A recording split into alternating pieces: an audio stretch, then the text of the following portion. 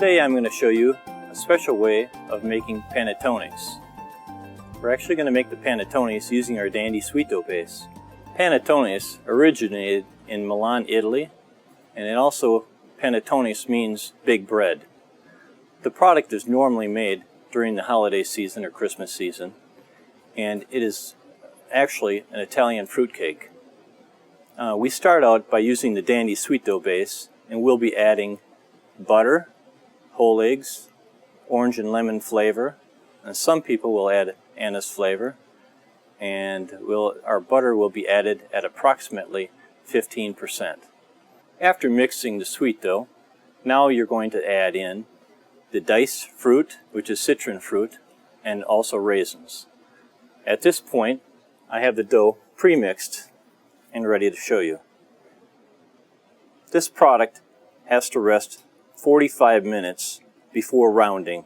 After resting for 45 minutes, you can now take the dough, scale it, round it, and place it in the appropriate container.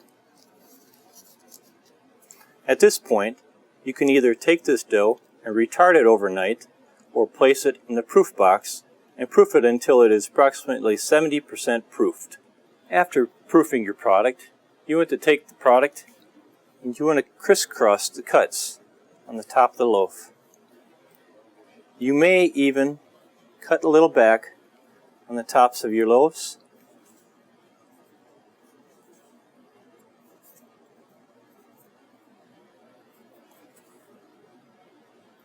Just a little bit more. And at this point, you can take some melted butter and pour it right down in all the cuts.